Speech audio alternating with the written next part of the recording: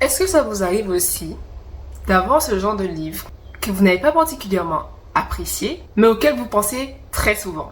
Parce que moi, oui.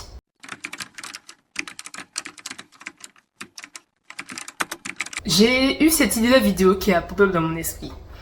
Et c'est venu d'une pensée où, après réflexion, je me suis dit, mais en fait, t'aimes un petit peu les mauvais livres.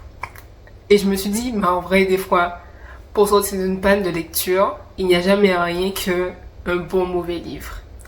Et je pense que je vais vous définir ça tout de suite. Donc pour moi, un bon mauvais livre, c'est pas un livre que je n'aime pas. C'est un livre qui me fait ressentir des émotions négatives, diverses et variées, mais il faut qu'elles soient variées.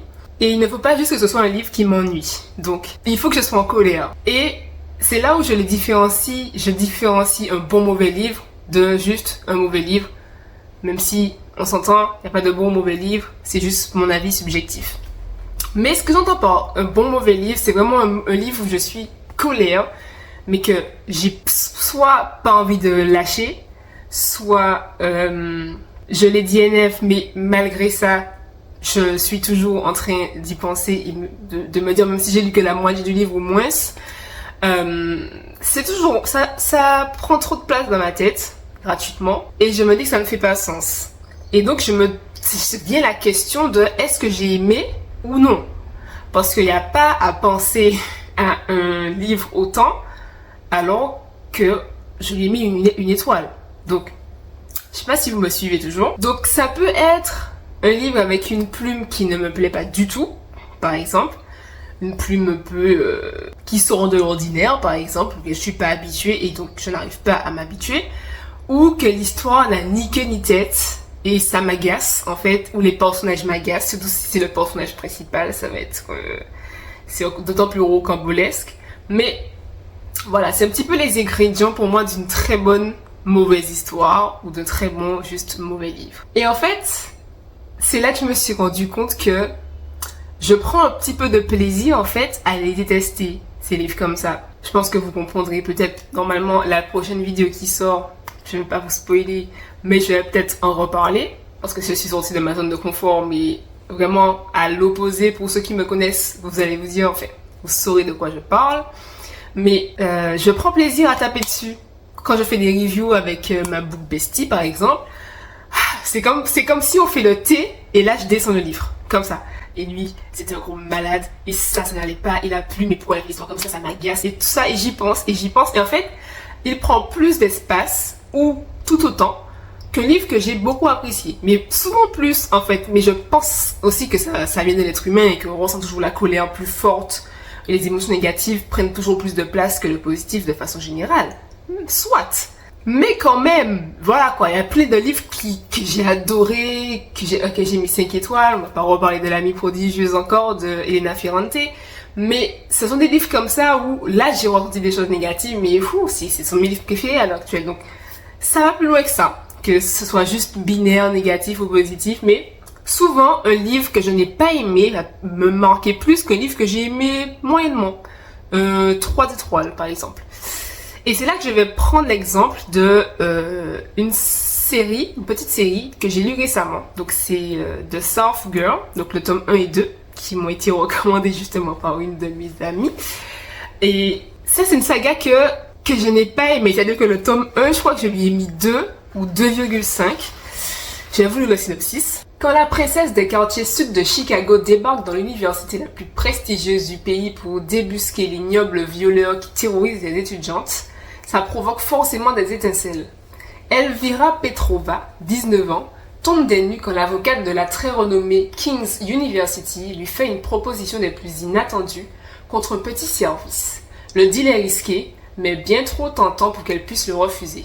Et voilà qu'en échange de la remise en liberté d'Amon, son frère, elle doit accepter de traquer le responsable des horribles agressions perpétrées sur le campus. Telle une apprentie détective, elle va se lancer à corps perdu dans cette enquête, entraînant ses voisins et membres de l'équipe de hockey dans son sillage, et plus particulièrement leur capitaine qu'elle déteste, Abel Ryder. Mais le temps presse, et Elvira va devoir faire des choix face à cette terrible découverte. D'autant plus que l'étau se resserre autour de la jeune femme lorsque le coupable inverse les rôles et la contacte, faisant d'elle sa nouvelle proie. Donc là, c'est plus le résumé, voilà, corsé que juste un synopsis. Donc là, vraiment, c'est le gros résumé de l'histoire. Jusque là, c'est pas un livre vers lequel je me risquais tourner, d'accord? De moi-même et tout. Maintenant, le joueur de hockey, les romances universitaires. Je sais pas, je ne pense pas, mais peut-être ça pourrait être classifié comme une dark romance parce que maintenant on dit que les contenus qu'il y a autour, l'environnement des personnages ça constitue une dark romance, même si la relation elle-même n'est pas toxique, même si pour moi, elle l'est un petit peu.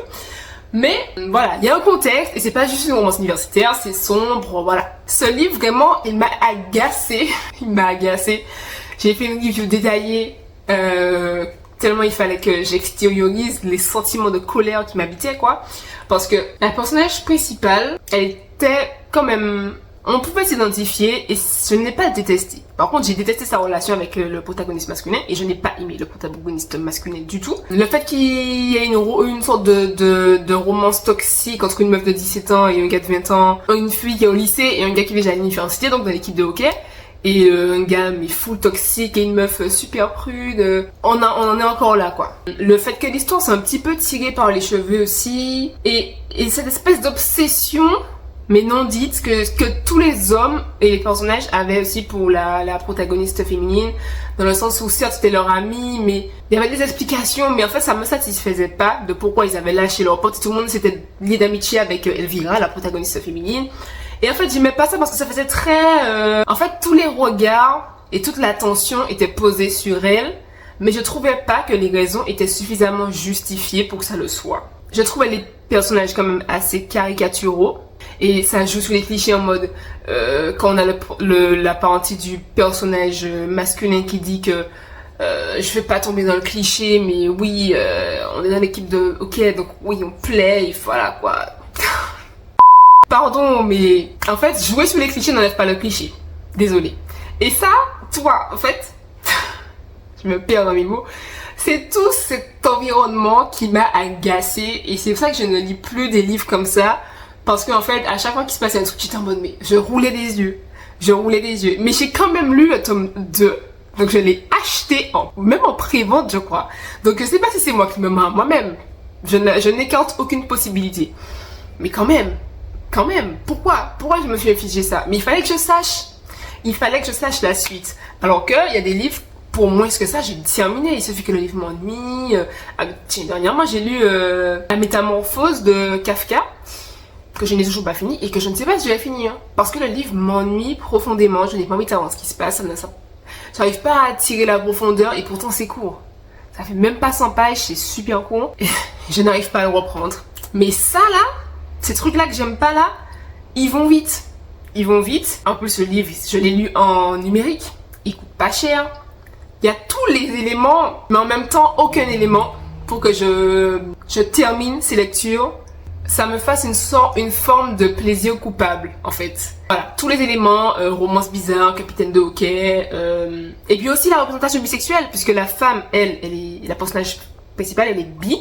Donc on a des moments à foison avec les personnages masculins, mais quand on parle de sa représentation, c'est soit du point de vue de Abel, donc un homme en train de regarder du coup deux femmes en train d'essayer de flirter ensemble et tout, soit le moment est avorté par une situation, par un homme, donc le personnage masculin ou voilà, un de ses potes. Donc en fait, j'ai l'impression que sa relation bisexuelle n'est qu'illusoire en fait. Et on certes, elle a eu une relation avant, une ex qu'elle revoit, et bien sûr comme par hasard, elles sont ennemies. Et je trouve ça dommage. J'ai pas du tout aimé cette représentation là non plus.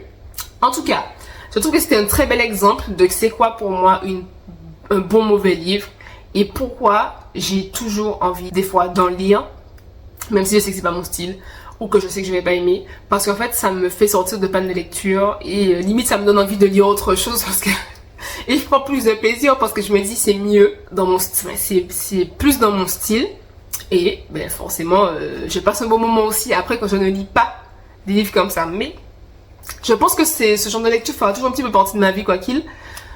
Et ça me fait rire en fait, ça me fait doucement sourire parce que je pense que c'est quelque chose qui reste quand même assez, même si j'y vois des explications, ça reste quand même assez, un peu insensé sur les bords. Donc voilà, n'hésitez pas à me dire en commentaire si vous avez aussi des bons ou mauvais livres, des choses que vous aimez pas mais que vous voulez finir ou quoi. Ça m'intéresse. Et puis on se dit à bientôt.